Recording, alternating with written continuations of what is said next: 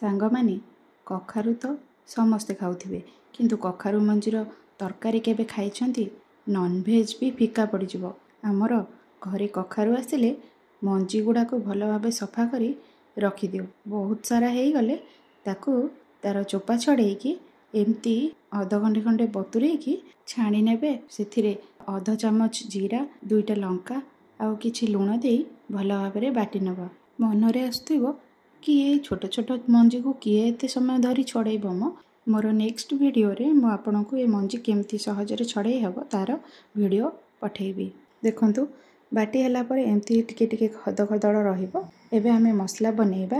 ସେଥିପାଇଁ ଗୋଟେ ଟମାଟୋ, କିଛି ଅଦା ଆଉ ଟିକେ ଜାଇତ୍ରୀ ଆଉ 1 ଚାମଚ ପୋସ୍ତକୁ ଭଲ ଭାବରେ ବାଟି ନେବେ। ଏବେ ଆମେ ଯେଉଁ କଖାରୁର ମଞ୍ଜିକୁ ବାଟିଥିଲେ ତାକୁ ଆମେ ବରା ବନେଇବା। ସେମିତି ବରା ବନେଇବ ଯେମିତି ଆପଣ ବିରିର ସେକା ବରା ବନାନ୍ତି। ଏ ଟିକେ ନରମ ରହିବ ପ୍ରଥମେ, ତାପରେ ଆପଣ କେୟାରଫୁଲି 2 ପାଖ ଓଲଟେଇକି ଭାଜିବେ। ସମୟ ଅନୁସାରେ ଇଏ ଟାଣ ହେଇଯିବ। ମଝିରେ ମଝିରେ ଟିକେ ତେଲ ଦେଇଦେବେ ଆଉ ଓଲଟ ଫାଲଟ କରିକି ସେକିଦେବେ।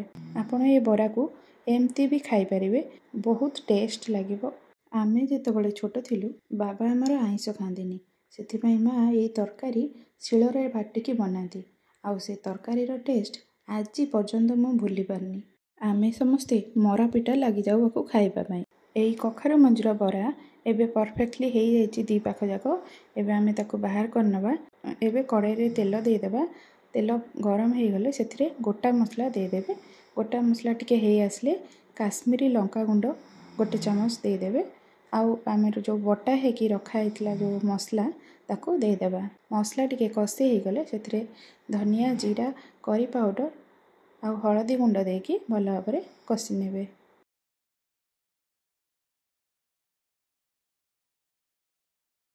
ସ୍ୱାଦ ଅନୁସାରେ ଲୁଣ ଦେଇ ଯେଉଁ ପାଣି ଆମର ଥିଲା ବଟା ହେଇକି ଯେଉଁ କପ୍ରେ ପାଣି ଥିବ ସେଇ ପାଣିକି ଦେଇଦେବେ।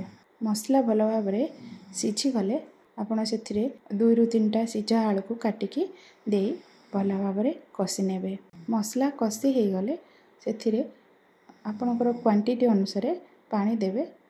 ଯେମିତିକି ଆପଣ ଅଧିକା ପାଣି ଦେଇ ଝୋଳ କରିବାକୁ ଚାହୁଁଛନ୍ତି କି ଆପଣ ଟିକେ କଷାଳିଆ କରିକି ଖାଇବାକୁ ଚାହୁଁଛନ୍ତି, ଯେମିତି ବି କଲେ ଭଲ ଲାଗିବ।